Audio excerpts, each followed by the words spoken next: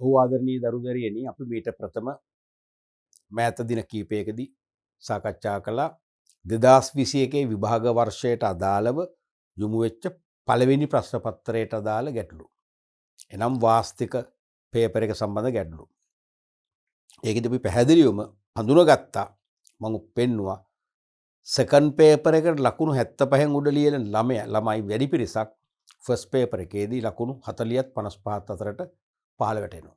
ඒකට මම හේතු කිව්වා. එකක් ඔබ සමස්ත ව්‍යාපාර අධ්‍යයනයේ නැත්නම් බිස්නස් ස්ටඩීස් කියන විෂය ගණන් නොගැනීම. දෙවනුව BS ෆස්ට් පේපර් එක ලේසියි කියලා මතයක් හදාගෙන තිබීම. ඒ නිසාම ඔබ මේ විෂයට බර තැබීමක් කරන්නේ නැහැ. උනන්දුවෙන් වැඩ කරන්නේ නැහැ.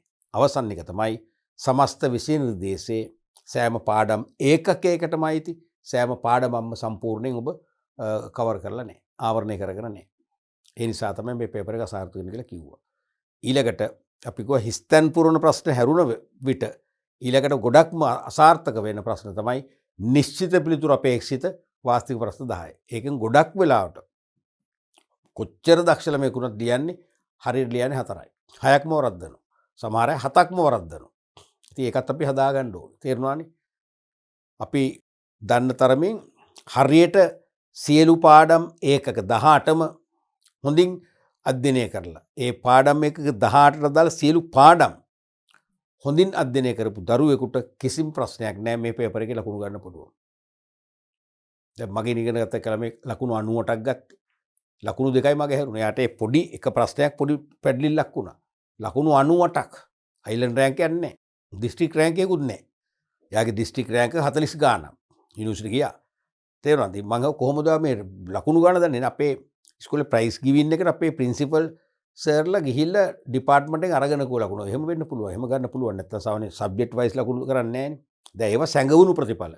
දැන් අයිලන්ඩ් රෑන්ක් එකක් આવොත් ඔන්න ඒ ගුරුවරුත් කියනවා රයිට් මම ඉගෙනුවේ මෙයාට කියලා. දැන් මගේ එක සැඟවිලානේ.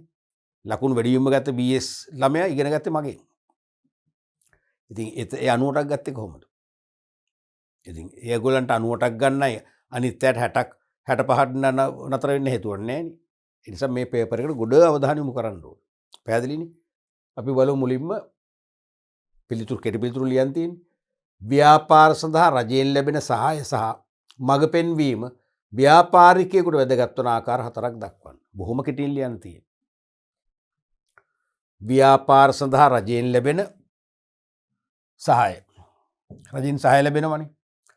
ඒ කියන්නේ තාක්ෂණික උපදෙස් අපේනවා කාර්මික සංවර්ධන මණ්ඩලයේ කාර්මික තාක්ෂණික ආයතනය මගින් ප්‍රමිති ආයතනය මගින් ප්‍රමිති උපදෙස් අපේනවා උපකරණ ක්‍රමාංකන සේවාව සපයනවා රසායනාගාර පරීක්ෂණ පහසුකම් සපයනවා. තේරුණාද? එතකොට ව්‍යාපාර සඳහා රජයෙන් ලැබෙන සහාය සහ මඟ පෙන්වීම ව්‍යාපාරිකට වැදගත් වන ආකාර 4ක්. එකක් තමයි මේ රජයෙන් උදව් කරනකොට රජයෙන් සහාය දක්වනකොට ව්‍යාපාරිකෝ බලනවා ඒගොල්ලෝ නීත්‍යානුකූල වෙන්නේ. එහෙනම් ඒගොල්ලෝ ව්‍යාපාර ලියාපදිංචිට යොමු වෙනවා. ලියාපදිංචි කළොත් ලියාපදිංචි ගාස්තුවකින් රජයටත් ආදායමක් ලැබෙනවනේ. තේරෙනවද? එහෙනම් එකක් තමයි ව්‍යාපාර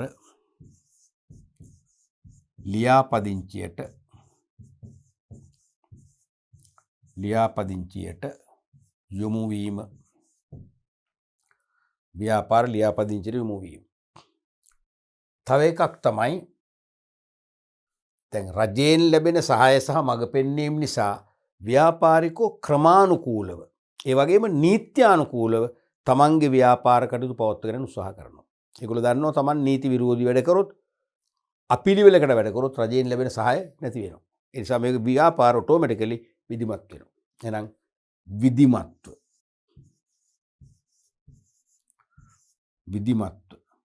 හා නීත්‍යානුකූලව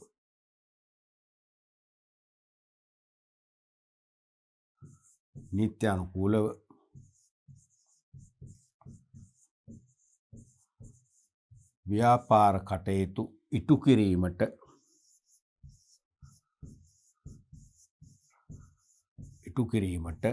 යොමු වේ.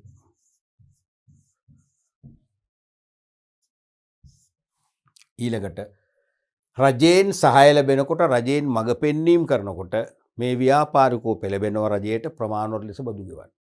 රජයෙන් කිසිම ආධාරයක් ලැබෙන්නේ නැත්නම් දැන් මට උනත් හිතෙනවනේ මම මොකටද රජයට බදු ගෙවන්නේ? කිසිම සහයෝගයක් නැහැ. අපෙන් බදු මුදල විතරක් එකතු කරගන්න තමයි බලන් ඉන්නේ. එහෙමනේ මිනිස්සු කියන්නේ නේ. ව්‍යාපාරිකෝ කියන්නේ. ඒ නිසා අනිවාර්යයෙන්ම රජයෙන් සහාය ලැබෙනවා නම් මඟ පෙන්වීම ලැබෙනවා නම් ව්‍යාපාර දියුණුවට අනිවාර්යයෙන්ම ප්‍රමාණවත් ලෙස බදු ගෙවනවා. එහෙනම් රජයට ප්‍රමාණවත් ලෙස බදු ගෙවීමට යොමු වේ.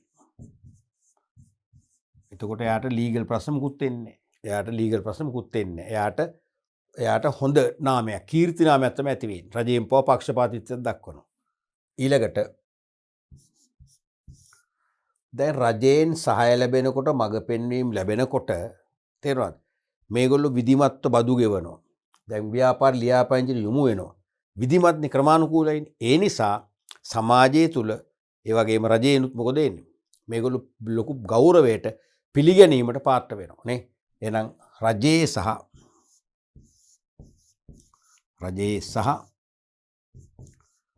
සමාජයේ පිළිගැනීමට ලක් වේ. හතරක් ඇති. තව ඔන්න එකක් ලියමු අපි ස්ටෑන්ඩ් බයි. ඊළඟට නව නිෂ්පාදන නව ව්‍යාපාර අවස්ථා සඳහා මේගොල්ලන්ට යොමු වෙන්නත් හැකියාව ලැබෙනවා. ඒ රජයෙන් උදව් කරනවනේ. තේරෙනවද? රජයෙන් උදව් කරන්නේ නැත්නම් නවෝත්පාදන කරා යන්න බයයි. තේරෙනවද? නව ව්‍යාපාර අවස්ථාවල ළඟා වෙන්න බයයි. එහෙනම් නව නිෂ්පාදන හා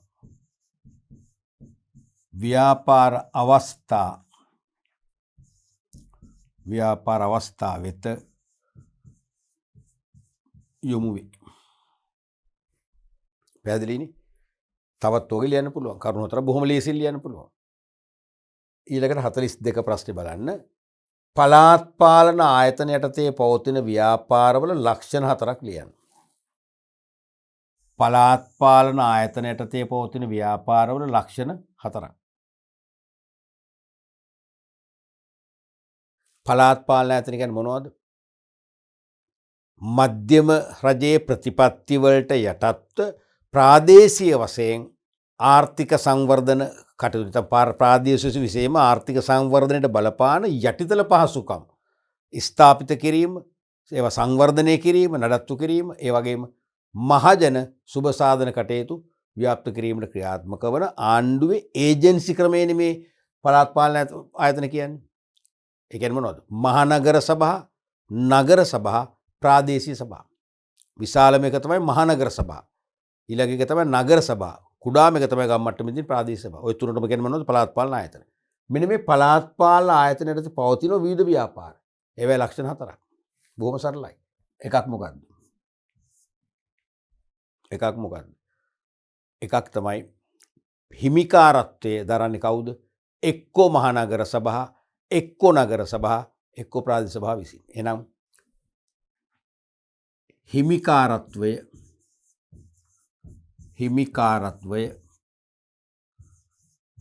මහනගර සභා, නගර සභා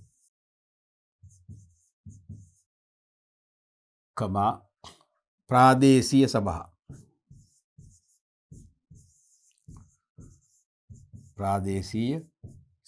හිමිකාරත්වයේ මහනගර සභා, නගර සභා, ප්‍රාදේශීය සභා විසින් දරයි. ඒකක්. ඊට අමතරව මේවට අවශ්‍ය අරමුදල් යොදවන්නේ කවුද? ඒත් පළාත් පාලන ආයතන විසින් නේ. මේවා එම්මනේ. එහෙනම් පළාත් පාලන ආයතන විසින්ම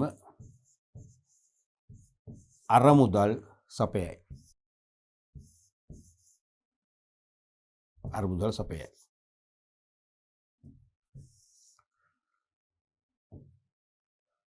තුන්වෙනි එක තමයි මේ පළාත් පාලන ආයතන යටතේ පවතින ව්‍යාපාරවල මූලික අරමුණ මොකද්ද? ලාභය නෙවෙයි, සුබ සාධනය නේ. ලාභයට වඩා සමාජ සුබ සාධනය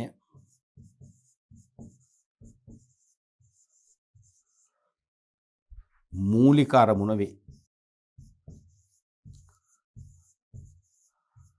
මූලික අරමුණ වේ. හතරවෙනි එකත් අපි ලියමු පරිපාලනය. පවත්වාගෙන යාම. පරිපාලනය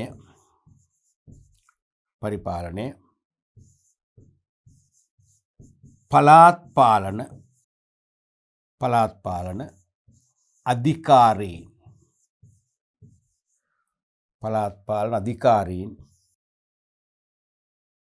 විසින් ඉටු කරයි.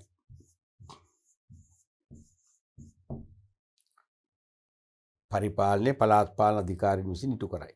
එතකොට ඒ කියන්නේ පළාත් පාලන ඇතුළේ ඉන්නවා නිලධාරි මණ්ඩලය, ඒගොල්ලෝ තමයි පරිපාලනය ගෙනියන්නේ. හතරක් නෙවෙයි. අපි තව එකක් ලියමු. ස්ටෑන්ඩ් බයි කියලා ලියමුකෝ. දැන් මේ සෑම පළාත් පාලන ආයතනයක් මගින් පවත්වාගෙන යන ව්‍යාපාරික කියන්නේ ව්‍යාපාර සේවානේ. මේ ව්‍යාපාරික සේවා මුළු රටටම අදාළ නැහැ. දැන් රාජ්‍ය දෙපාර්තමේන්තුවක්, රජයේ සංස්ථාවක් මගින් ඉටු කරන සේවා මුළු රටටම අදාළයිනේ. ඒවා ජාතික මට්ටමේ ආයතන, මේවා ප්‍රාදේශීය මට්ටමේ ආයතන. මේවා ඒ පළාත් ඒ කියන්නේ ඒ අදාළ පළාත් පාලන ආයතනයේ බල ප්‍රදේශයට පමණයි සීමා වෙන්නේ. තේරුණානේ? එhmenan සපයන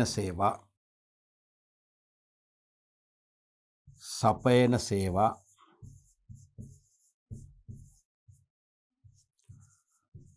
අදාළ පළාත් පාලන ආයතන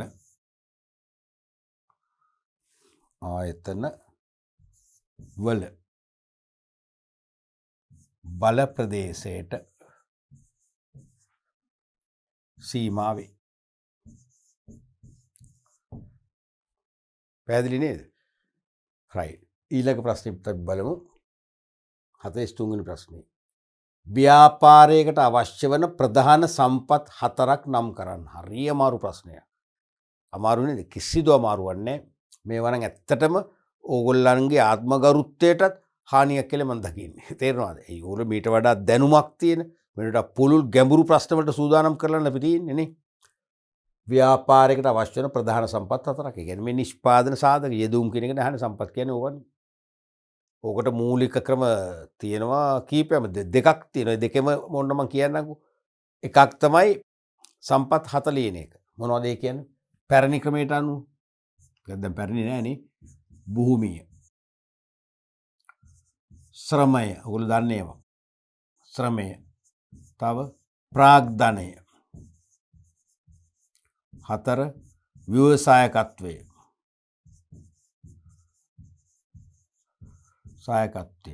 මේ ටික සාම්ප්‍රදායිකනේ මතකයිනේ. භූමිය, ශ්‍රමය, ප්‍රාග්ධනය, ව්‍යවසායකත්වය. අලුත එක තුනේ මොනවද? පස්වෙනි එක දැනුම. දැනුම සම්පතක්, නිෂ්පාදන සාධකයක්. ඊළඟ එක කාලය. මතක නේද? කාලය. ඊළඟ එක තොරතුරු. මෙහෙම ලියුවත් ලකුණු ලැබෙනවා. හෝ එහෙම නැත්නම් අනිත් ක්‍රමය මොකක්ද? හෝ තව මොකක්ද ලියන්න පුළුවන්? 4කට ලියන්න පුළුවන් අලුත් ක්‍රමයට. භෞතික සම්පත්. ඒතර යන්ත්‍ර, උපකරණ, ඉඩම්, ගොඩනැගිලි ඔක්කොම අයිති. ස්පර්ශ කරන්න පුළුවන් භෞතික සම්පත්. භෞතික සම්පත්. දෙවෙනි එක පුහුණු ශ්‍රමය, නුපුහුණු ශ්‍රමය, විශේෂ ශ්‍රමය හැම જાතියම ඉන්නවනේ. පොදුවේ මොකද්ද කියන්නේ? මානව සම්පත්, human resources. මානව සම්පත්. මේක physical resources. මානව සම්පත්. අනිත් එක අරමුදල් සම්පතක් නේ. ඒක අවශ්‍යම නේ ව්‍යාපාරයකනේ. මූල්‍ය සම්පත්. financial resources. මූල්‍ය සම්පත්.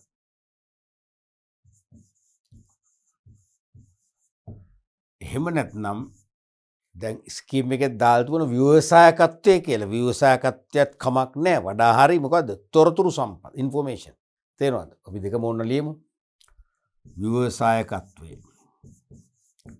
ව්‍යවසායකත්වය හෝ තොරතුරු සම්පත්. අද තොරතුරු වලට පුදුම ඩිමාන්ඩ් එකක් තියෙනවා. තොරතුරු සම්පත්. මෙහෙම ලිව්වත් හරි. හතරට ලිව්වත් හරි. කැමති එකක් ලියන්න ඕගොල්ලෝ. ඊළඟට 44 හිමිකාරීත්වය අනුව සංස්ථාපිත හා සංස්ථාපිත නොවන ව්‍යාපාර වර්ග දෙක බැගින් සඳහන් කරන්න. බයද ප්‍රශ්නේ නෑනේ. හිමිකාරීත්වය අනුව සංස්ථාපිත හා සංස්ථාපිත නොවන ව්‍යාපාර වර්ග දෙක බැගින් සඳහන් කරන්න.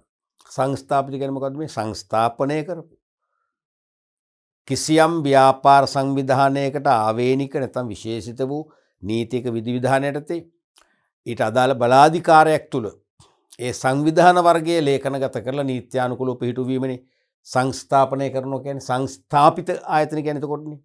දැන් සමාගම් ඕනෑම සමාගමක් සීමිත පෞද්ගලික හෝ සීමිත පොදු සමාගමක් සමාගම් ලියාපදිංචි කිරීමේ දෙපාර්තමේන්තුව තුල නීතිගත කරනවා, සංස්ථාපනය කරනවා. ඒක සංස්ථාපිතයි.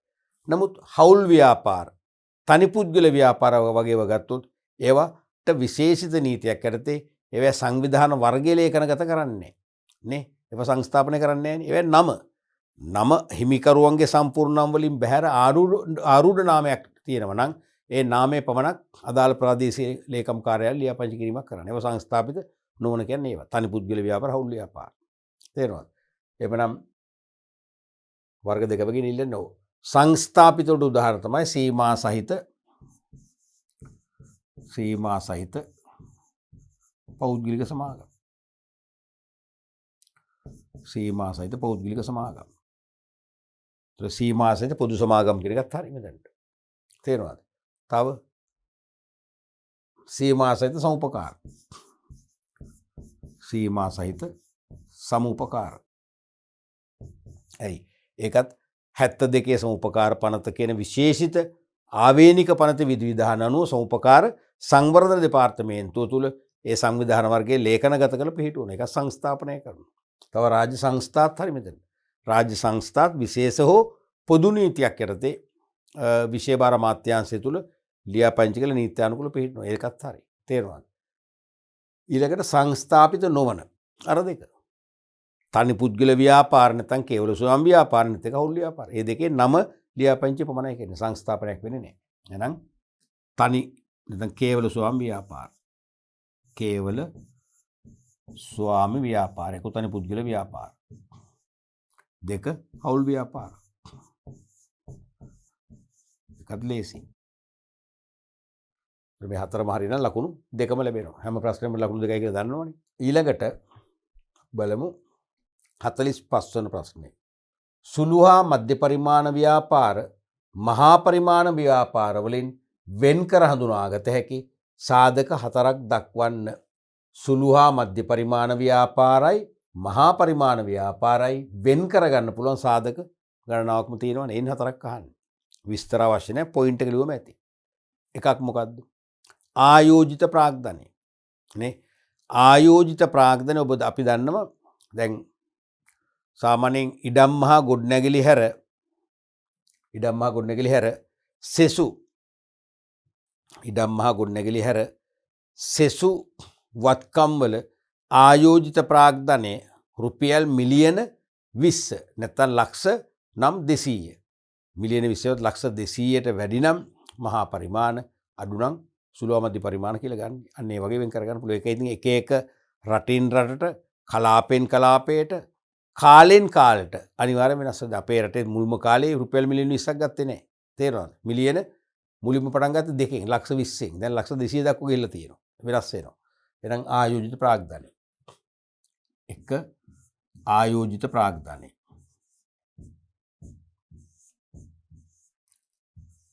ආයෝජිත ප්‍රාග්ධනය. දෙක. මොකක්ද දෙවෙනි එක? දෙවෙනි එක තමයි වෙළඳ පිරිවැටුම. වෙළඳ පිරිවැටුමත් දැන් ලංකාවේම භාවිතය අඩුයි. නමුත් ඉන්දියාවේ තියෙනවා. වෙළඳ පිරිවැටුම වාර්ෂික විකුණුම් ආදායම් යම් සීමාවකට වැඩි නම් මහා පරිමාණ අඩු නම් කුඩා පරිමාණ කියලා වර්ග කරන්න පුළුවන්. එහෙනම් වෙළඳ පිරිවැටුම.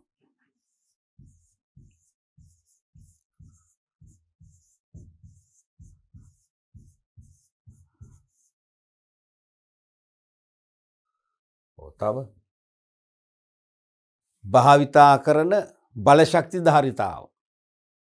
දැන් ශ්‍රී ලංකා මහ බැංකුව ඔබ දන්නවා වර්ගීකරණය කරලා තියෙන මහ බැංකුව භාවිතා කරන විදුලි බල ධාරිතාවය කිලෝවොට් ඇම්පියර් 50ට අඩු නම් සුළු පරිමාණ 50ත් 250ත් අතර නම් මධ්‍ය පරිමාණ 250ට වැඩි නම් මහා පරිමාණ. එහෙනම් ඒ භාවිතා කරන බලශක්ති ධාරිතාවය අනුව වෙන් කරගන්න පුළුවන්. එහෙනම් භාවිතා කරන බලශක්ති ධාරිතාව. භාවිතා කරන බලශක්ති ධාරිතාව. ඊළඟට තව සේවා නියුක්ති සංඛ්‍යාව. දැන් ජනහා සංඛ්‍යාලේඛන දෙපාර්තමේන්තුව අනුව ස්ථිර සේවකයන් 25ට අඩු නම් සුළු හා මධ්‍ය පරිමාණ වැඩි නම් මහා පරිමාණ කියලා වර්ග කරලා තියෙන ඒ වගේ. එහෙනම් සේවා නියුක්ති සංඛ්‍යාව.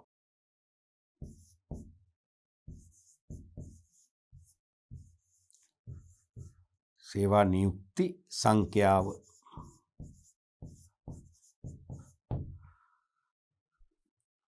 සේවා නියුක්ති සංඛ්‍යාව. තව අමතර 4යි නෝනේ. තව අමතර වශයෙන් කිව්වොත් එහෙම භාවිතා කරන තාක්ෂණය.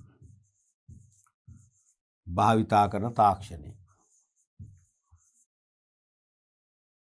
නූතන දියුණු තාක්ෂණ ක්‍රමවේද භාවිතා කරන නම් මහා පරිමාණය. සාමාන්‍යයෙන් පැරණි තාක්ෂණයක් භාවිතා කරන නම් සුළු හා මධ්‍ය පරිමාණය කියලා වර්ග කරන්න පුළුවන්. ඊළඟට සංවිධාන ව්‍යුහය ඕගනයිසේෂන් ස්ට්‍රක්චර් එක සංවිධාන ව්‍යුහය ඊටම ඉහළ කළමනාකරණය සමන්විත පුළුල් සංවිධාන ව්‍යුහයක් නම් මහා පරිමාණයි. පටු සංවිධාන ව්‍යුහයක් නම් සුළු හා මධ්‍ය පරිමාණයි.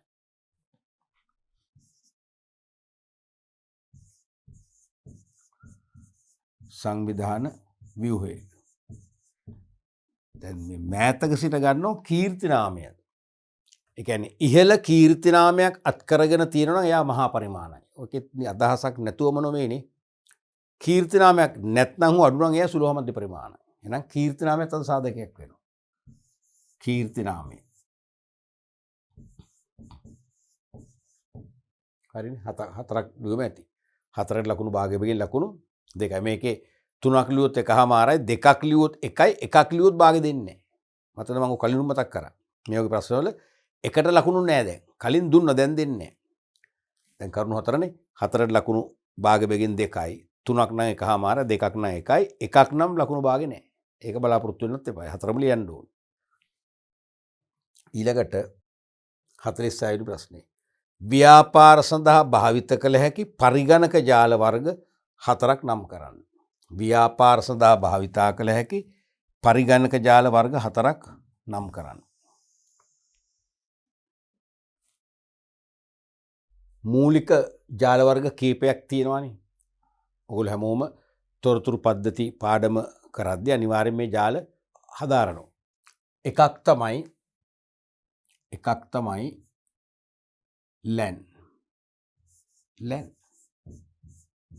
LAN. LAN කියන්නේ මොකද්ද? LAN කියන්නේ local area network කියන එක. ඔන්න ටර්ම් එක ලියන්නම්කෝ. local area network. local area network කියන එකේ මූල අකුරු තමයි LAN කියන්නේ. local area network. ඒ කියන්නේ ප්‍රාදේශීය ශ්‍රේෂ්ඨ ජාල සිංහලෙන්. ප්‍රාදේශීය ශ්‍රේෂ්ඨ ජාල කියන්නේ සාපේක්ෂව කුඩා සීමිත ප්‍රදේශයක පණිවිඩ මාරු කරගන්න පුළුවන් වන ආකාරයෙන් පරිගණක ගණනාවක් සම්බන්ධ කරගෙන තියෙනවා නම් ඒක තමයි මම අදහස් කරන්නේ. ඉන් පිටතට බෑ. ගොඩක් වෙලාවට සමහරට එකම ආයතන පරිශ්‍රයේ අක්කර ගණනාවක් භූමියක තියෙන පරිශ්‍රයේ එක එක සෙක්ෂන් වයිස් කළමනාකරු අතමන්ට අවශ්‍ය අදහස් මාරු කරගන්න පරිගණක ජාලයක් හදාගෙන තියෙනවා. කුඩාම එකක් නේද? ඒක තමයි local area network කියන්නේ. ප්‍රාදේශීය ශ්‍රේෂ්ඨ ජාල.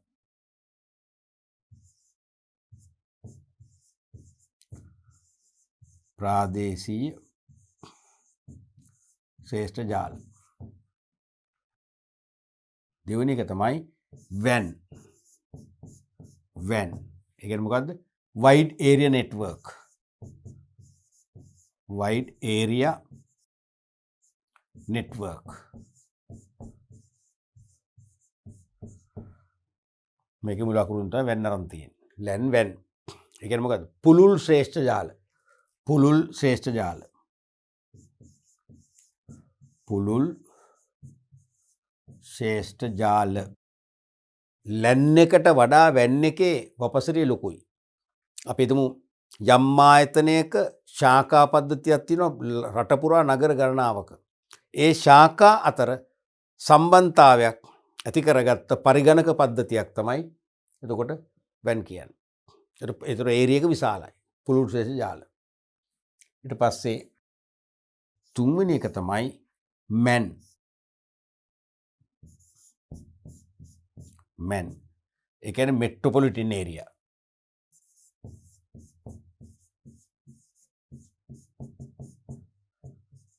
Tin area.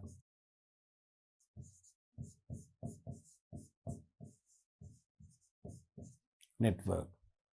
ඒ කියන්නේ නාගරික නැත්නම් මධ්‍යස්ථ නාගරික ශ්‍රේෂ්ඨ ජාල සිංහලෙන් නම්. සිංහලෙන් ලියුම ඇති විභාගයට නාගරික ශ්‍රේෂ්ඨ ජාල. මේකට මත දෙන ඉංග්‍රීසි වලින් ලියුවා ලකුණු ලැබෙනවා කිසි ප්‍රශ්නයක් නැහැ. මේවා සමහර ඉංග්‍රීසියට නැඹුරු මේ විෂය කරුණුනේ. ඉංග්‍රීසියෙන් ලියන කිසි ප්‍රශ්නයක් ලැබෙනවා. තමන් දන්න සිංහල ලියුවට කමන්නේ නැහැ. නාගරික ශ්‍රේෂ්ඨ ජාල කියන්නේ මධ්‍යගත ශ්‍රේෂ්ඨ ජාල කියන එක. නාගරික නැත්නම් මධ්‍යගත. මධ්‍යගත. ඒ කියන්නේ අර ප්‍රාදේශික සාපේක්ෂව කුඩා ප්‍රදේශයකුත් නොවේ. අතිවිශාල ප්‍රදේශයකුත් නෙවෙයි. මධ්‍යස්ථ ප්‍රදේශයක්. සමහරට එකම නගරේ තියෙන එකම නගරයක නැත්නම් එකම දිස්ත්‍රික්කයක තියෙන ශාඛා කාර්යාල අතර පණිවිඩ මාරුවක් කරන්න පරිගණක ජාලයක් හදාගත්තොත් ඒක එතකොට මධ්‍යස්ථයිනේ. කුඩාමත් නැහැ විශාලමත් නැහැ. තේරෙනවද? ඔය තුන තමයි මූලිකම ඔය විභාගයට අහන්න ඕන තුන තමයි. ඊට අමතරව අපිට තව අතිරේක ජාලයන් කියන්න පුළුවන්. හතරවෙනි එක තමයි VPN. VPN. VPN. ඒ කියන්නේ මොකද්ද? virtual private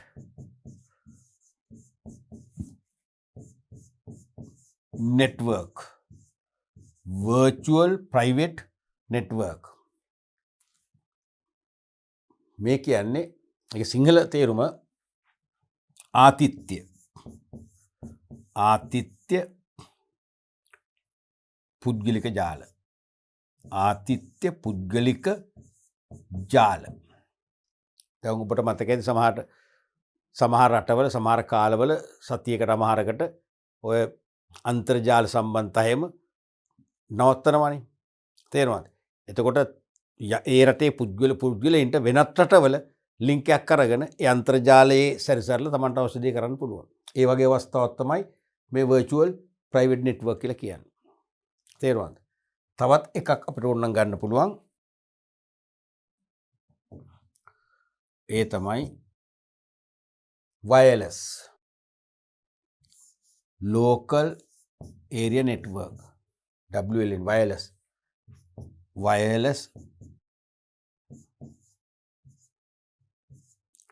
wireless local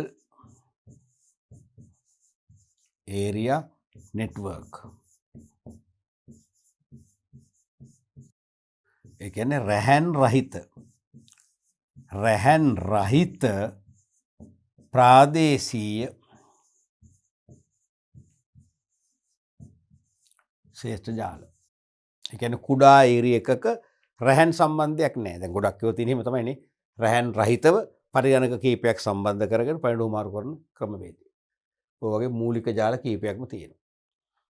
අපි ඊළඟ ප්‍රශ්නෙත් බලමු. 47 වෙනි ප්‍රශ්නේ. පහත දී ඇති එක් ප්‍රකාශයේ පදනම් කරගෙන ඊට අදාළව ව්‍යාපාරයේ කෙරෙහි උනන්දුව දක්වන පාර්ශවය නම් කරන්න. පහත දී ඇති එක් ප්‍රකාශයේ පදනම් කරගෙන. හරිද? මේ ප්‍රවෘත්ති ප්‍රකාශය පදනම් කරගෙන ඊට අදාළව ව්‍යාපාරය කෙරෙහි උනන්දු දක්වන පාර්ශවය නම් කරන්න. මේ තියෙන උනන්දු දක්වන පාර්ශවය නම් කරන්න. බොහොම සරලයි. අපි මේක පළවෙනි පාඩමේදීම කතා කරන්නේ. ව්‍යාපාර කෙරෙහි උනන්දු දක්වන පාර්ශවයන්. ඇල්මක් දක්වන පාර්ශවයන් ස්ටේක් හෝල්ඩර්ස්ලා. ඇයි ඇල්මක් දක්වන්නේ? BS වල විතර පමණක් නෙවෙයි accounting විෂයෙත් ඔබ මූලික පාඩම් වලදී කතා කරා. මතකයිනේ. ආයෝජනයට ලැබෙන ප්‍රතිලාභය පසුගිය වසරට වඩා ඉහළය. ආයෝජනයට ලැබෙන ප්‍රතිලාභය පසුගිය වසරට වඩා ඉහළය. වෙනත් ආයතනයන්ට සාපේක්ෂව මෙම ආයතනයේ මිලදී ගන්නා භාණ්ඩ සඳහා ඉහළ වටිනාකමක් හිමි වේ. භාණ්ඩ මිල කිරීම හා ලැබී උපක්‍රම පිළිබඳ ඉහළ අවධානයක් යොමු කිරීම වැදගත් වේ. මෙම ආයතනයේ සේවක රැකියා සුරක්ෂිතතාවය තහවුරු කර ඇත. මොකද හිතෙන්නේ? ආයෝජනයට ලැබෙන ප්‍රතිලාභය පසුගිය වසරට වඩා ඉහළයි කියලා ප්‍රකාශයක් තියෙනවා. දැන් මේ කතාවක්නේ කවුරු හරි මේක තේරෙනවද? මේ තියෙන්නේ කවුරු හරි කරන කතා බහක්නේ. කතා බහකින් උපුට ගැනීමන්නේ. ආයෝජනයට ලැබෙන ප්‍රතිලාභය පසුගිය වසරට වඩා ඉහළයි. ආයෝජනයට ඉහළ ප්‍රතිලාභයක් අපේක්ෂා කරන්නේ කවුද? එහෙනම් ඒගොල්ලන්ට තමයි මෙතන මේ උනන්දු දක්වන පාර්ශව වෙන්නේ. කවුද? අනිවාර්යයෙන්ම ව්‍යාපාර අයිතිකරුවෝ. නේ? එහෙමනම් හිමිකරුවන්. හිමිකරුවන්. ඊට පස්සේ වෙනත් ආයතනයන්ට සාපේක්ෂව මෙම ආයතනයෙන් මිලදී ගන්නා භාණ්ඩ සඳහා ඉහළ වටිනාකමක් හිමි වේ. වෙන ව්‍යාපාරවල භාණ්ඩ මිලදී ගන්නවට වඩා මේ ආයතනෙ මිලදී ගන්න භාණ්ඩ වලට ඉහළ වටිනාකමක් හිමි වෙනවා. එහෙම දෙයක්ත් තියෙනවා. දැන් ඒ සමහර භාණ්ඩ දැන් හිතන්න මෝටර රථ නිෂ්පාදනය කරලා අලෙවි කරන ආයතන හිතන්නකෝ. දැන් සමහර මෝටර රථ නිෂ්පාදනය කරන ආයතනයක අපි මෝටර රථයක් කරන් පාවිච්චි කරොත් අපි ගණන් ගන්නෑ. සමහර මෝටර රථ නිෂ්පාදනය කරන ආයතනයක මෝටර රථයක් ගත්තොත් අපි මොකද වෙන්නේ? හැමෝගෙම නැත ගැටෙනවා. හැමෝම බලන කවුද මේ වාහනේ යන්නේ. තේරෙනවද? එහෙම එකක් තියෙනවනේ. අන්න ඒ වගේ වෙන ව්‍යාපාරයට සාපේක්ෂව මෙම ව්‍යාපාරෙ මිලදී ගන්නා භාණ්ඩ සඳහා ඉහළ වටිනාකමක් හිමි වේ කියලා කියනවා නම් ඒක වැදගත් වෙන්නේ ඒක හේතු උනන්දු වෙන්නේ කවුද? අපි පාරිභෝගිකයෝ. නැත්නම් ගනුදෙනුකරුවා. පාරිභෝගිකයෝ. පාරිභෝගිකයින් මේකටම ගනුදෙනුකරුවන් කිව්වොත් ලකුණු දෙනවා. කිසි ප්‍රශ්නයක් නැහැ. ගනුදෙනුකරුවන්.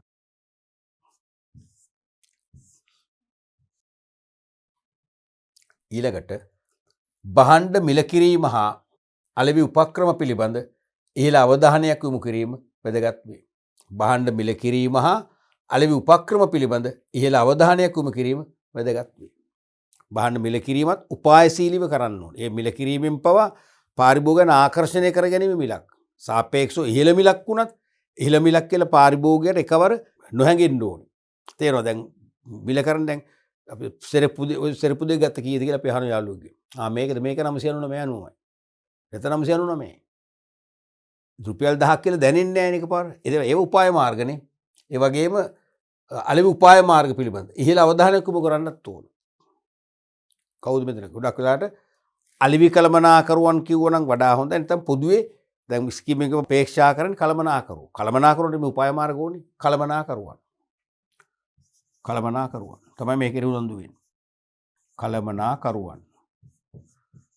නැත්නම් වරහන් ඇතුලේ අලෙවි කළමනාකරු.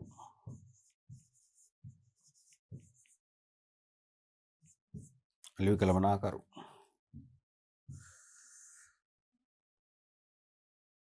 ඊළඟට මෙම ආයතනයේ සේවක රැකියා සුරක්ෂිතතාවය තහවුරු කර ඇත. කිසියම් ආයතනයක් සේවකයන්ගේ රැකියා සුරක්ෂිතතාවය උපරිම ලෙස තහවුරු කර ඇත කියලා තියෙනවා. එහෙනම් ඒ කෙරෙහි උනන්දු වෙන්නේ කවුද? අනිවාර්යයෙන්ම ව්‍යාපාර සේවකයෝ. සේවකයෝ.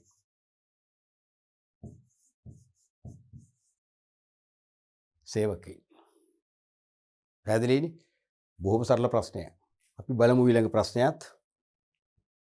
48 වෙනි ප්‍රශ්නය. පටු පාලන අවකාශය සමග සැසඳීමේදී පුළුල් පාලන අවකාශයේ ඇති වාසි හා අවාසි දෙක බැගින් ලියන්න. දැන් මතකයි නේද? පටු පාලන අවකාශය සහ පුළුල් පාලන අවකාශය.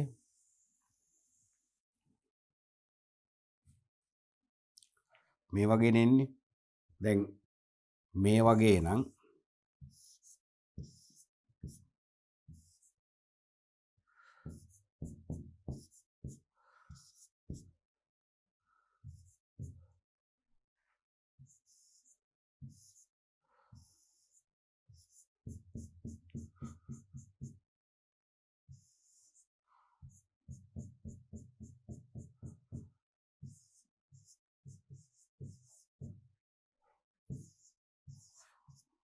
මේ තියෙන්නේ පටු. මේකට කියනවා උස් සංවිධාන ව්‍යුහය.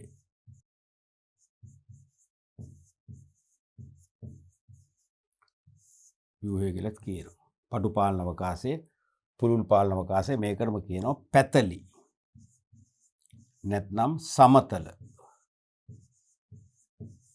පාලන අවකාශය කියලා කියන මතකයිනේ.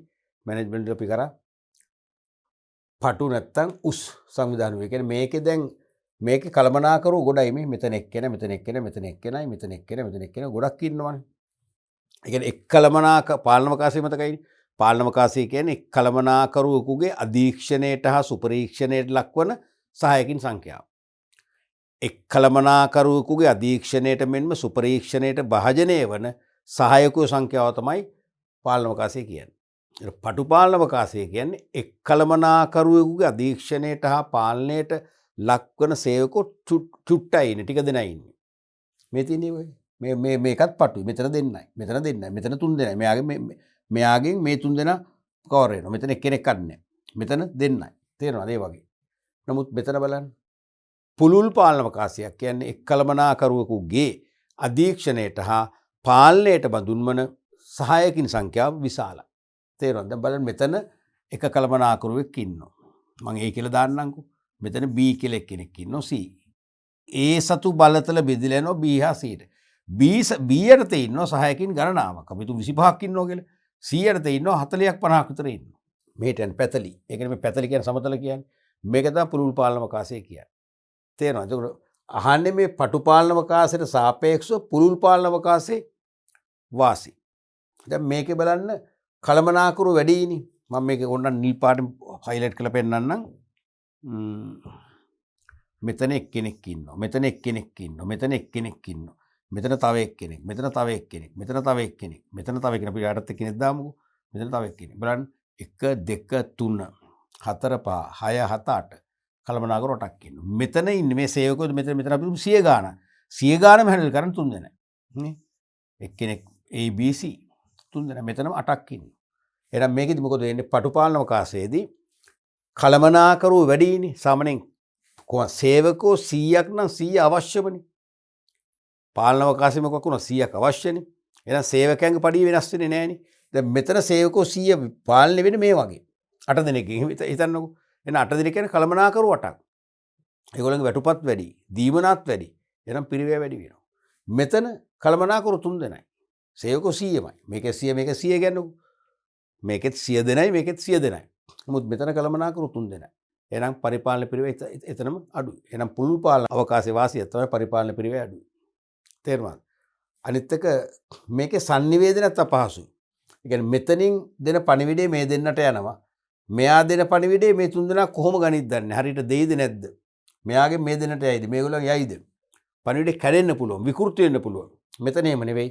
මෙයා පැහැදිලිව මේ දෙන්නට දෙනවා. මේ දෙන්න නිවැරදිව මේගොල්ලන්ට sannivedanaya කරනවා. මොකද ඒ sannivedanයට සම්බන්ධ වන පුද්ගලෝ වැඩි වෙන්න මොකද වෙන්නේ? sannivedanaya විකෘති වෙන්න පුළුවන්. එහෙනම් sannivedanayත් මේකේ පහසුයි. මොකේද? පුළුල් පාලන අවකාශයේ sannivedanaya බව පහසුයි. තේරුණාද? ඒත් එක්කම දැන් පුළුල් පාලන අවකාශයේ සේවක නිදහස වැඩිනේ. දැන් මේකේ නිදහස නෑ. දැන් බලන්න මෙයාට මේ දෙන්නව හොඳින් පේනවා. අධීක්ෂණය කරන්න පුළුවන්. මෙයාට මේ තුන් දෙනාව හොඳින් අධීක්ෂණය කරන්න පුළුවන්. හැරෙන්නවත් බෑනේ. හරි පීඩනයක ස්ට්‍රෙස් එක තමයි වැඩ කරන්නේ සේවකයන්ට. නමුත් මෙතන එහෙම නෙවෙයි. පුළුල් පාලන අවකාශයේ මෙයා යටතේ සේවකව අපි තුමු 40ක් ඉන්නවා. මෙයා යටතේ 60ක් ඉන්නවා. මෙයාට මේ 60ම එකවර අධීක්ෂණය කරන්න බෑ. තේරෙනවද? 60 දිහාම බලන් ඉන්න බෑනේ. ඒ නිසා මේගොල්ලන්ට ටිකක් නිදහස තියෙනවා. සමහර කට්ටියක් වැඩ කරනවා. කට්ටියක් ෂේප් එකේ රෙස්ට් රූම් එකට ගිහලා තේ එකක් එහෙම බීලා සමහරට ওই කාඩ් සෙල්ලම් කරලා එනවා. ඒව හොයන්න අමාරුයි. මෙතන බෑ. මෙතන ටික දෙනානේ හැමෝම පේනවා. ඒ නිසා මෙතන සේවක නිදහස වැඩි. ඒ නිදහස වැඩි නිසාම සේවක කැමති එකට. ඒ සේවක නිදහස නිසාම සේවක අභිප්‍රේරණයක් තියෙනවා. සේවක මහන්සිලා වැඩ කරනවා. මෙතන එහෙම නෙවෙයි. මෙතන කොයි වෙලෙත් ස්ට්‍රෙස් එකේ ඉන්නනේ. ඒ නිසා ඒගොල්ලෝ හිතාමතාම මන්දගාමී go slow system නැත්නම් හිමින් වැඩ කරන ප්‍රතිපත්තියක් අනුගමනය කරනවා. අන්න ඒ වගේ මේකේ වාසදායක පැති තියෙනවා. තේරුණාද? අපි ලියුවොත් එහෙම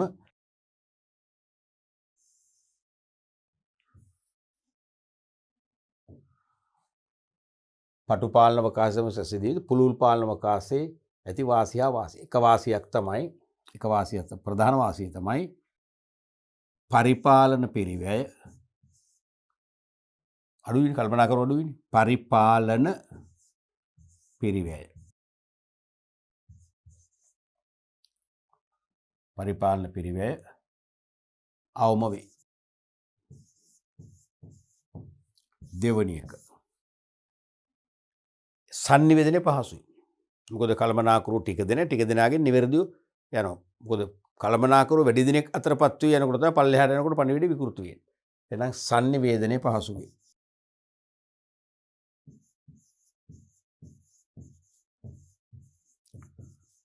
sannivedane පහසුයි. තුන්වෙනි එක තමයි සේවකයන්ට මේකේ නිදහස වැඩි. ඒ නිසා සේවකෝ කැමති ඒකට. සේවකයන් නිදහස නැති වෙනකොට තමයි සේවකයන්ට අර මොකද අපි කියන්නේ ආයතනික ආතතිය. ව්‍යාපාරික හෙවත් සංවිධානමය ආතතිය කියන්නේ ඒකනේ. සේවකයට පොඩ්ඩක්වත් කිසිදු රෙස්ට් එකක් නෑ. පැය 8ම වැඩ. අනික කළමනාකරුවට හොඳින් තමන් සුපරීක්ෂණය වෙනවා. තේරෙනවද? ඒ නිසා සේවකව වැඩ කරන්න බොහොම අකමැත්තෙන් හැමින් වැඩ කරන්න. මෙතන එහෙම නෙවෙයි අභිප්‍රේරණය වෙනවා. සේවකයා කැමැත්තෙන් වැඩ කරනවා. ඒ නිසා ඵලදායීතාවත් වැඩි වෙනවා. එහෙනම් වැඩි සේවක නිදහස. වැඩි සේවක නිදහස. වැඩි සේවක නිදහස තුලින්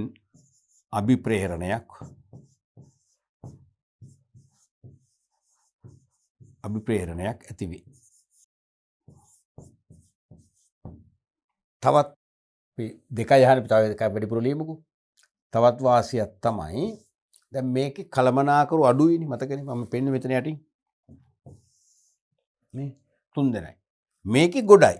මේකේ මේ කළමනාකරු සියල්ලම තීරණ ගැනීමට සම්බන්ධයි. එකිනෙකාගේ මත වෙනස්, අදහස් වෙනස්, මත ගැටුම් තීරණ ගන්න සෑහෙන පරක්කු වෙනවා. සමහරට දිනක්ම සාකච්ඡා කරනවා තීරණ නැතුව ගෙවල් වලට යනවා. මෙතන එහෙමනේ 3 දෙනයි. හරි ලේසි. තේරෙනවද? තීරණ ගැනීම හරිම වේගවත්. ඒක වාසියක්. එහෙනම් තීරණ ගැනීම වේගවත් වේ. තව ඉතින් සම්බන්ධීකරණය ලේසි. මේ 3 දෙනෙක් ඉන්නේ. කෝඩිනේට් ලේසි. මේකේ සම්බන්ධීකරණය තපහසු. ඔය වාසි වගේම අවාසිත් තියෙනවා.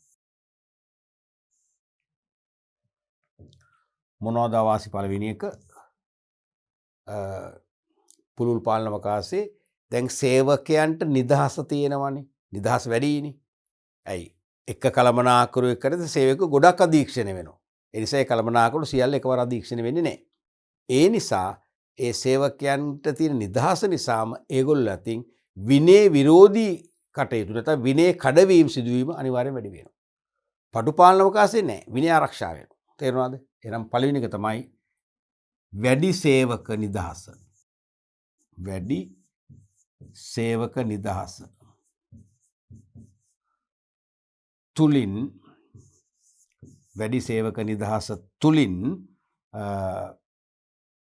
සේවක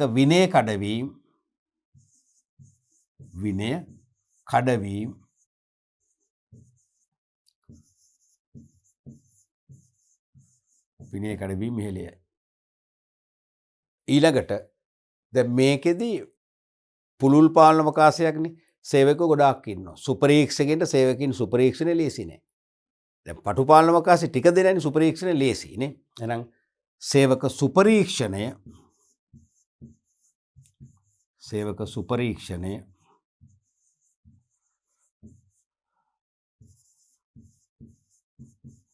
අපහසු වේ. ඊළඟට මේකෙදී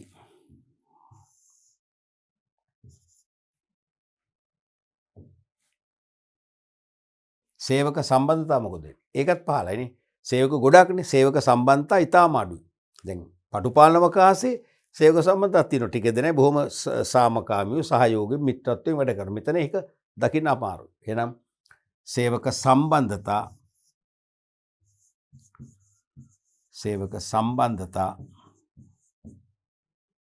අවම වේ. ඊළඟට දැන් මේකේ තවත් ගැටලුවක් තමයි හතරෙන් එකක් වශයෙන් ගත්තොත් උසස් වීම. සේවක උසස් වීම අවස්ථා බොහොම සීමිතයි. ඇයි ගොඩක් ඉන්නවනේ.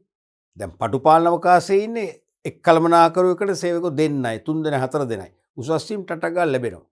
අනිත් එකේ 25 30ක් 50 100ක් ඉන්නවා. එහෙනම් උසස් වීම අවස්ථා සීමිතයි. එහෙනම් සේවක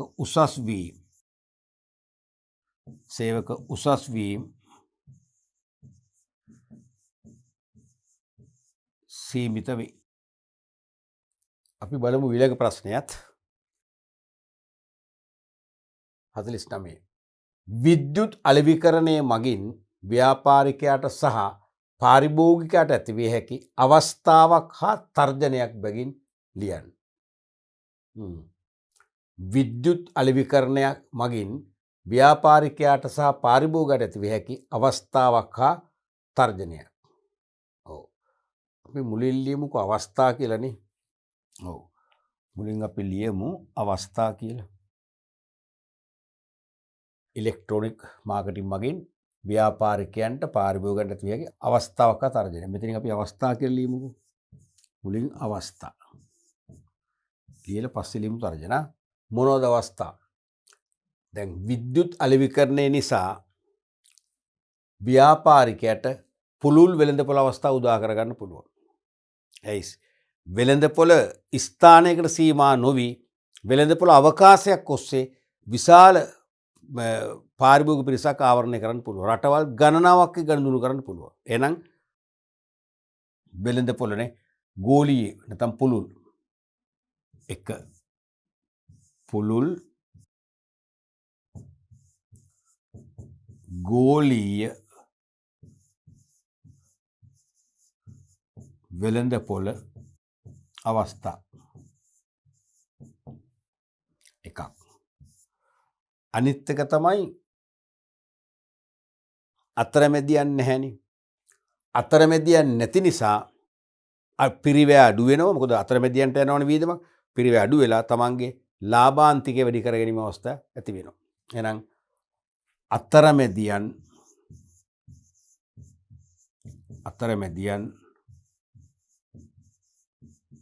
නොමැති නිසා පිරිවැය අවම වී ලාභ වර්ධනය කර ගැනීමේ අවස්ථා.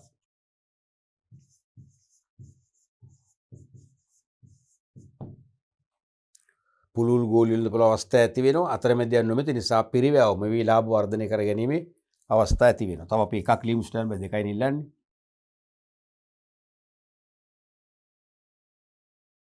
තුනක් ලියමුකෝ. ඊළඟට මෙයාට බිස්නස් වැසු වෙලාවක් නැහැ. දවස පුරාම පැය 24 පුරාම තමන්ගේ ව්‍යාපාර කටයුතු නොනවතී කරගෙන යන්නත් අවස්ථාව උදා වෙනවා. නේ? වැසු වෙලාවක් නැහැනේ. රයිට්. එහෙනම් පැය 24 පුරාම ව්‍යාපාර කටයුතු අඛණ්ඩ ලෙස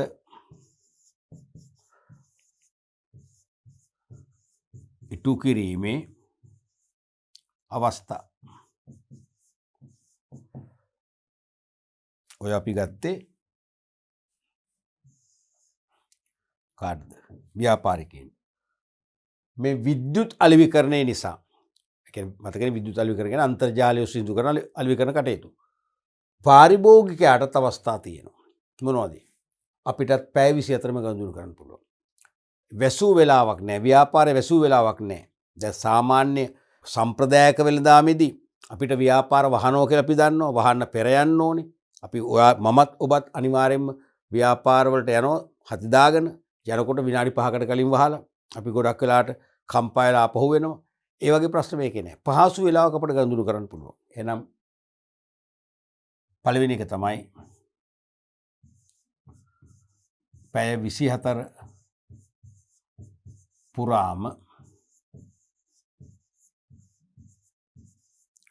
ගනුදෙනු කිරීමේ අවස්ථා තියෙනවා. ඊළඟට අපිට උදේ 8 හවස 4 අතර එහෙම කියලා නීතියක් නෑ. අපිට පහසු වෙලාවක ගනුදෙනු කිරීම අවස්ථාව උදා වෙනවා. තවත් වාසියක් ඒක. තේරෙනවද? පහසු වේලාවක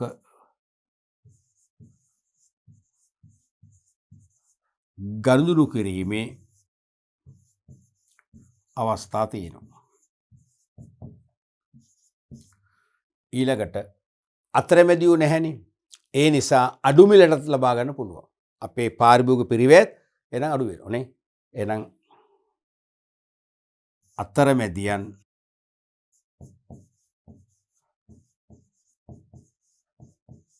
නොමැති නිසා අඩු මිලට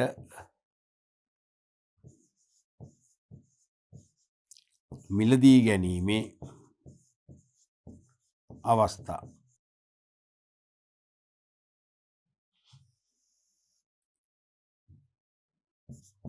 හතරවෙනි එක. තෝරගන්නත් වැඩි අවස්ථා තියෙනවා. ඇයි? කොහෙවත් වෙහෙස මහන්සිලා යන්න ඕනේ නැහැනේ. භෞතිකව වෙළඳපොලකට යන්නේ නැහැනේ. තේරෙනවද? අපි අන්තර්ජාලය ඔස්සේ අපිට පුළුවන් ඕන තරම් තෝරන්න. ඊ-shopping කරන්න පුළුවන් නේ. ඊ-shopping සවාරියක් යන්න පුළුවන්. එහෙනම් දැන් අපි භෞතිකව ගියොත් වහින වෙලාවක දැඩි හිරු රශ්මිය තියෙන වෙලාවක අපිට වෙළඳසැල් 5කට 6කට යනකොට මොකද වෙන්නේ? අපි කියන්නේ හොඳටම හන්තර කියලා. අමාරු. අපි එහෙනම් ගන්න පුළුවන් ආසන්නම හොඳම තේරීම කරලා අරගෙන එනවා. හැබැයි ඒක සිරසියක් හොඳම තේරීම නෙවෙයි එතකොට. ආසන්නම හොඳම තේරීම. නමුත් මෙතන එහෙම නෙවෙයිනේ. වෙළඳසැල් 20කින් 30කින් 50ක් 100කින් පුළුවන් අපිට AC කාමරයක් ඇතුළත අපේ නිවසේ ඉඳන්ම කාර්යාලයේ ඉඳන්ම තෝරන්න පුළුවන්. එහෙනම්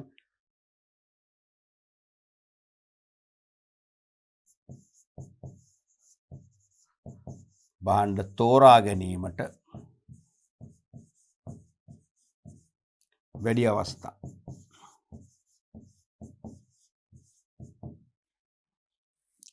ඔය වගේම තමයි තර්ජනක් තියෙනවනේ. දෙකම ඇහුවනේ. අවස්ථාවක් තර්ජනයක් බැගින එකයි අහලා තියෙන්නේ නේද? එකයි. ඔව් අවස්ථාවක් තර්ජනයක්. ඒතකොට මේක මෙතනට එක අවස්ථාවයි පාරිභෝගික අවස්ථාවයි ලියුණා ලකුණු එකක් ලැබෙනවා. ඊට පස්සේ ව්‍යාපාරිකයට තර්ජන එකකුයි පාරිභෝගික තර්ජන එකකුයි ලියුණා ලකුණු එකක් ලැබෙන ලකුණු දෙක ලැබෙන්නේ එහෙමයි. සාමාන්‍යයෙන් එක chance එකක් මම දන්න තරමින් නම් මගේ පළපුරුද්ද අනුව මේකෙත් දෙක අහන්න ඕනේ. හරිනම්. තේරෙනවද? right. අපි તો බලමු තර්ජන. මෙතන අපි දාමු තර්ජන කියලා. ව්‍යාපාරික තියෙන තර්ජන. මොකද්ද තර්ජන වලට එන්නේ එකක් ව්‍යාපාරයට. එකක් තමයි තරඟකාරීත්වය වැඩි වෙනවා. දැන් සම්ප්‍රදායක වාණිජ්‍ය උච්චර තරගයක් නැහැනේ. දැන් මේකේ ලෝක රටවල් ගණනාවක ව්‍යාපාරිකෝ එකම භාණ්ඩ හා සේවා අලෙවි කිරීමේ සැපීම නියුක්ත වෙනවා. මොකද මේ තරඟය වැඩි වෙනවා. එහෙනම් එක තර්ජනයක් තමයි අධික තරඟය. අධික තරඟයට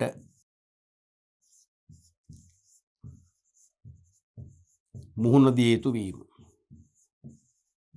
එක තර්ජනයක්. අනිත් එක තමයි මේකේ ඇගීම් කටයුතු අපහසුයි. දැන් භෞතිකව අපි වෙළඳ පොළට ගිහිල්ලා පාරිභෝගික නියදි හඳුනාගෙන ඒගොල්ලන්ට කෙටි ප්‍රශ්න යොමු කරලා ඇගීමක් කරන්න පුළුවන්. මේකේ ඇගීම අපහසුයි නේ. එහෙනම් ඇගීම අපහසු වීම. එක තර්ජනයක්. ඇගීම අපහසු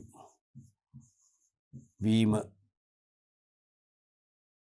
අධික තරඟයට මුහුණ දී යුතු වීම එකක් ඇගීම අපහසු වීම. අනිත් එක තමයි වෙළඳපොළ සමග ඍජු සම්බන්ධතා නැති වෙනවා. තේරෙනවද? දැන් සාමාන්‍ය සම්ප්‍රදායක වෙළඳාමේදී සම්බන්ධ වෙනවනේ. කෙලින්ම ගනුදෙනු කරුත් එක මේක එහෙම නැහැ නේ. එහෙනම් තුන්වෙනි එකයි ඉල්ලන තව තුනම ලියමු වෙන. ගනුදෙනු කරු සමග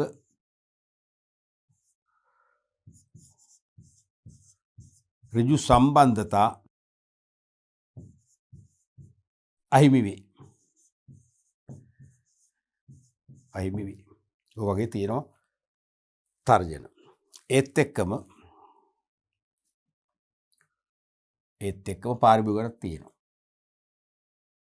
අපිට තියෙන තර්ජන මොනවද? පාරිභෝගිකයට. එකක් තමයි භාණ්ඩවල ආරක්ෂාව පිළිබඳ තර්ජනයක් තියෙනවා. අපි ඉල්ලන භාණ්ඩ මුදල් අය කරලා එන්න වෙන භාණ්ඩයක්. බොහොම අපූර්ව සිද්ධියක් වුණා. මම දන්න නිවසක ඒ දරුවෙක් ඉන්ටර්නෙට් එක කරා ඕඩර් කළා ස්ටිකර් බුක් එකක්. දලුත් ක්‍රමනේ තියෙන්නේ. ස්ටිකර් බුක් එකක්. ඒක කියන්නේ පොත්වල ලස්සන්ට එක පොත්වල අලවන්න පුළුවන් පොත් කවරවල කාට හරි තෑග්ගක් දෙනකොට තෑගි කවරේ ස්ටිකරයක් ගහන්න පුළුවන්. ඒ වගේ එක අවස්ථාවන ගැලපෙන ලස්සන ස්ටිකර් මම හිතන්නේ ඒක 400 ගණන්ද කොහෙද. ඕක පෙන්නුවේ බොහොම ලොකු ස්ටිකර් එකක් විදියට. තේරෙනවද? එතකොට රුපියල් 2400 ගණන්ද කොහෙද කියලා ගෙන්නුවා. ගෙන්නුවම පස්සේ ඇවිල්ලා තියෙන්නේ පුංචි මේකක්. ඒ කියන්නේ අඟලක් වගේ ටිකක් අඟලක් එකහමාරක් වගේ ඝනකම එකහමාරකුත් නෑ අඟලක් තමයි. තේරුණාද? පුංචි ස්ටිකර් එකක්. ඒ කියන්නේ ඇහැට පේන්න. ඉතින් බලන්න එතන අපි හිතපු එක නෙවෙයි ලැබෙන්නේ. දැන් ඒක අඩු ගානේ ලොකු එක අපි හිතලා පොඩි එක හරි වෙනස් එකක් ආවොත් කරන්න දෙයක් නෑ. තේරුණාද? ඒ වගේ ආරක්ෂාවනේ. එතකොට ආරක්ෂාව නිවැරදි භාණ්ඩ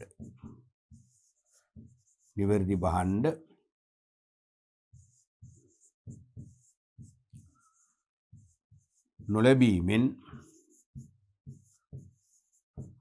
ආරක්ෂාව පිළිබඳ තර්ජන ඇති වෙනවා. දෙවැනි එක තමයි දැන් තාක්ෂණික දෝෂ. දැන් අන්තර්ජාලයේ පව සමහරට අපි කියන්නේ ජෑම් වෙනවා කියලා. තේරෙනවද? අපිට යම් සේවා ලබන්න බැරි වෙන අවස්ථා තියෙනවා. සමහරට ගෙවීම් කරන්න බැරි වෙන අවස්ථා තියෙනවා. තේරෙනවද? ඒ වගේ අවස්ථාවක් ගනුදෙනු කිරීමට ලොකු තර්ජනයක් ඇති වෙනවා. එහෙනම් තාක්ෂණික දෝෂ මත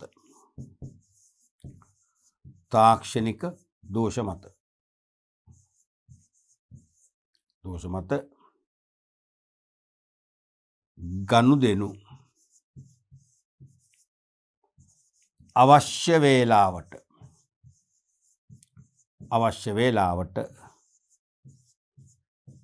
ඉටු කළ නොහැකි වීම. ඒ වගේ පාරිභෝගිකයට තර්ජන නැතුවම නොවේ. පැහැදිලිද? අපි බලමු ඊළඟ ප්‍රශ්නයත්. 50 වෙනි ප්‍රශ්න අවසන් ප්‍රශ්නය. පහත දී ඇති නිෂ්පාදන ජීවන චක්‍රයේ සඳහන් 1, 2, 3 සහ 4 යන අවස්ථා නම් කරන්න.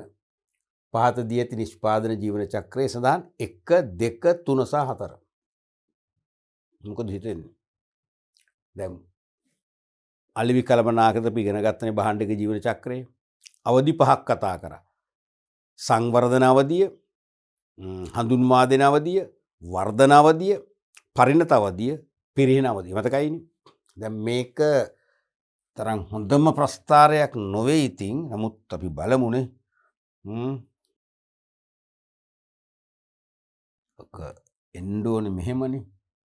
මේ වගේ ආවනම් තව ටිකක් හොඳයි කියලා මම හිතන්නේ. මෙහෙමනේ අවධිය අපි නම් කරන්නේ.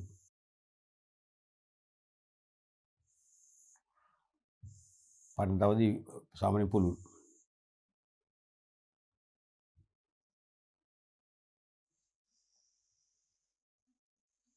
උන්න හැඩයටම නම් හොඳයි. තේරුණාද? එතකොට මේ තියෙන සංවර්ධන අවධිය භාණ්ඩ නිෂ්පාදනයක් නැහැ. සැලසුම් හදනවා, නියදි හදනවා, තෝරගත්ත පාරිභෝගිකයන්ට දෙනවා. ඒගොල්ලන්ගෙන් ප්‍රතිචාර ගන්නවා අවශ්‍ය ඇඩ්ජස්ට්මන්ට් කරලා. ඒගොල්ලෝ 100%ක්ම ඕකේ කරනකම්ම භාණ්ඩේ වෙනස්කම් කරනවා. අත්දැක බැලීම් කරනවා. ඒ සදා වියදමක් යනවා. තේරුණාද? වියදමක් යනවා. විකිණුම් ආදායමක් නැහැ, අලාභයි. එතකොට විකුණුම් නැති නිසා තමයි මේ තියෙන විකුණුම් වක්‍රයනේ. මේ තියෙන විකුණුම් වක්‍රය. නේ? විකුණුම් වක්‍රය. පළවෙනි කාල පරිච්ඡේදය නෑ. දෙවන අවධියේදී හඳුන්වා දෙනවා. ප්‍රචාරණය පුළුල් ලෙස කරනවා. නොමිලේ සාම්පල් බෙද හැරීම, වීදි හඳුන්වා දීම, විවිධ ප්‍රවර්ධන උපක්‍රම තුලින් ප්‍රවර්ධනය කරා. කලාට විකුණුම් වේගයෙන් වැඩි වෙන්නේ නැහැ. මොකද මේක අලුත් භාණ්ඩයක්. වෙළඳපොළ උපේක්ෂා සහගතව බලනවා. අනිත් අය පරිභෝජනය කරාම ඒකට මොකද වෙන්නේ කියලා බලනවා. එහෙමනේ. මම බලන් ඉන්න ඔබ පරිභෝජනය කරනකම් ඔබ බලන් ඉන්න මම පරිභෝජනය කරනකම්. නමුත් යම් පිරිසක් ගන්නවා. තේරෙනවා. නිසා විකුණුම් සෙමින් වැඩි වෙනවා. ඒක අලාභත් අලාභ වක්‍රය මේක යටින් යනවනේ අලාභ වක්‍රය කොයි වගේ? අලාභ වක්‍රයත් ලාභ වක්‍රයක් දෙසට හැරෙනවා. තුන්වන අවධිය වෙනකොට එනවා වර්ධන අවධිය. තේරුණාද? growth stage එක. ඒ කියන්නේ දෙවන අවධියේදී හඳුන්වා දීපු ප්‍රවර්ධන උපාය මාර්ගවල ඵල භුක්ති විඳින අවධිය තමයි තුන්වන අවධිය. එහෙනම් වේගෙන් ඉල්ලුම ඉහළ යනවා. විකුණුම් වේගෙන් වර්ධනය වෙනවා. අලාභ වක්‍රයත් ලාභ වක්‍රයක් බවට පත් වෙනවා. ඊට පස්සේ හතරවෙනි යුගයට එනවා මැචුරිටි ස්ටේජ් එක, පරිණත අවධිය. ඒකෙදි විකුණුම් මේ වගේ ඇවිල්ලා උපරිම වෙලා දිගු කාලයක් ඒ විදිහටම තියෙනවා. නමුත් ඊළඟ ස්ටේජ් එක අවදානම් සහගතයි, තරඟකරුවන් ඇවිල්ලා නව තාක්ෂණය ආදේශ කරගෙන නව විලාසිතාවකින් යුක්ත භාණ්ඩ නිෂ්පාදනය කරලා මිල සහන දීලා පාරිභෝගිකයාට විවිධ ආකර්ෂණීය ප්‍රවර්ධන ක්‍රම තුලින් ආකර්ෂණය කරගෙන අපේ ඉල්ලුම ඒගොල්ලෝ කඩා ගන්නවා. එහෙනම් අපේ ඉල්ලුම අඩු වෙලා වෙළඳ පොලෙන් අපි විස වෙලා යන එක තමයි පිරිහින අවධිය කියන්නේ. සාමාන්‍ය වගේ මහාචාර්ය කොට්ලර් පෙන්වන්නේ අවධි 5යි. හරිද? දැන් මේ සැරේ දීපු ගැටලුව අනුව අවධි එකක් වැඩි වෙලා තියෙනවා. දැන් මෙහෙම එකක් පෙන්වන්නේ නැහැනේ. තේරෙනවද? එහෙම එකක් පෙන්වන්න එහෙම එන්න පුළුවන් බැරි නෑ නෙවෙයි. ඔව් අපි බලමු එතකොට මේකෙදි මේ ප්‍රස්තාරේ පළවෙනි එක මොකද්ද කියන්නේ? පළවෙනි එක තමයි වර්ධන අවධිය වෙන්නේ. දැන් මේ වගේ වර්ධනයක් නෙවෙන්නේ. මේකම නෙමෙයි කියන්නේ. මෙන්න මේක මෙතන ගත්ත කියලා හිතන්න වර්ධන අවධිය. දෙවෙනි එක මොකද්ද? පරිණත අවධිය. කියන්නේ මෙන්න මේක. මුතු ඒක හරියට පෙන්වන්නේ නැහැ මම කිව්ව මේක ප්‍රස්තරේ. ජවනේ මේ ෆ්ලැට් ගතියක් එන්න එපා. ඒ කියන්නේ විකුණුම් ස්ථාර වෙලා දිගු කාලයක් තියෙනවා. ස්ථාවර වෙන්න ඕන. තේරුණාද? කමක් නැහැ. ඒක මේක වර්ධන අවධිය කියලා පේනවනේ. පරිණත අවධිය. දැන් මේ තියෙන පිරිහෙන අවධියනේ. මේකම ගත්තම මේ තමයි තියෙන පිරිහෙන අවධිය. ඒතකොට භාණ්ඩ සංවර්ධන අවධිය නෑ මේකේ. හඳුන්වා දෙන අවධියක් නෑ. ඒ දෙකම නෑ. වර්ධන අවධිය, පරිණත අවධිය, පිරිහෙන අවධිය තුනයි. ඒ කියන්නේ අන්තිම තුන තියෙනවා. මේ තියෙන වර්ධන අවධිය, පරිණත පිරිහෙන තුනම තියෙනවා. ඒක තමයි තියෙන්නේ. එයින් පස්සේ මොකද වෙලා තියෙන්නේ? මේක කොටලරේ පුතේ මෙහෙම කිය පෙන්නන්නේ. මේ කියන්නේ මේගොල්ලෝ භාණ්ඩේට නව අංගෝපාංග එකතු කරා. නව තාක්ෂණය ආදේශ කළා. තේරුණාද? භාණ්ඩයෙන් ලැබිය හැකි ප්‍රයෝජන සංඛ්‍යාව වැඩි කරා. තේරුණාද? ආකර්ෂණීය ප්‍රවර්ධන ක්‍රම අනුගමනය කළා. මිල උපාය මාර්ග අනුගමනය කළා. මේ භාණ්ඩයට අලුත් ජීවන චක්‍රයක් ඇති කරා. මේ භාණ්ඩයට අලුත් ජීවන චක්‍රයක් ඇති කරා. ඒ නිසා මොකද වෙන්නේ? නැවත සංවර්ධනය වෙනවා. නැවත වර්ධනය වෙනවා. නැවත ඉල්ලුම වැඩි වෙලා විකුණුම ඉහළ යනවා. එහෙනම් මේ නැවත වර්ධන අවධිය තමයි මේ තියෙන්නේ. එහෙම වෙන්න පුළුවන්. බැරි නෑ. තේරුණාද? මිනිස්සු ව්‍යාපාරිකෝ බින්දුවට වැටිලා නැවත අග්‍රගණ්‍ය ව්‍යාපාරිකෝ වෙන්නේ. ඒ වගේ ඉල්ලුම අඩු වුණා, පිරිහුණා. හැබැයි නැවත අර වගේ නව ජීවන චක්‍රයක් නිර්මාණය කළා. භාණ්ඩේ නවීකරණය කරලා, අංගෝපාංග එකතු කරලා, පහසුකම් වැඩි කරලා, තේරුණාද? නව තාක්ෂණය තුලින් ඒක තමයි මම අදහස් කරන්නේ. ඔයගේ යුග හතරක් මේක පෙන්눔 කරනවා. එහෙනම් පළවෙනි එක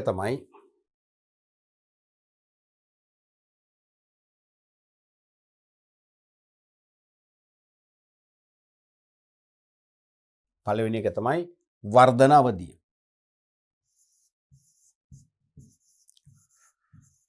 වර්ධන අවධිය. දෙවෙනි එක තමයි පරිණත අවධිය. පරිණත අවධිය. තුන්වෙනි එක තමයි පිරිහෙන අවධිය. පිරිහෙන අවධිය. හතරවෙනි එක තමයි නැවත වර්ධන අවධිය. නැවත වර්ධන අවධිය. දැක්කනේ මේ සැරේ විභාගයේදී අලුත් එක හඳුන්වලා දුන්නේ. නැවත වර්ධන අවධිය. ඒක වෙන්න පුළුවන්. වැඩුණාන් පස්සේ භාණ්ඩේ අලුත් අංගෝපාංග එකතු කරනවා. භාණ්ඩේ හැඩය, රසය, කිරිපිටි වර්ගයන් නම් රසය, ගුණය, වර්ණය, ඇසුරුම හැම දෙයක්ම වෙනස් කරනවා. හරිද? වෙනස් කළා අලුත් ජීවන චක්‍රයක් ඇති කරනවා.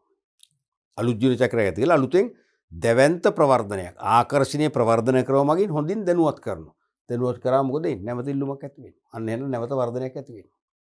පැහැදිලිනේ? ඔයගේ අපි භාණ්ඩික ජීවන චක්‍රයක අලුත් කියන්නේ මේකේ සම්පූර්ණ කොටස නෑනේ. ඒ කියන්නේ සංවර්ධන අවධිය නෑ, හඳුන්වා දෙන අවධියක් නෑ. මේක පෙන්눔 කරන්නේ වර්ධන අවධිය. මගේ ඉඳන්. එහෙම මගේ ඉඳන් අහන්නත් පුළුවන්. මුල ඉඳන් අහන්නත් පුළුවන්. මේ පැත්තෙන් ඉඳන් අහන්නත් පුළුවන්.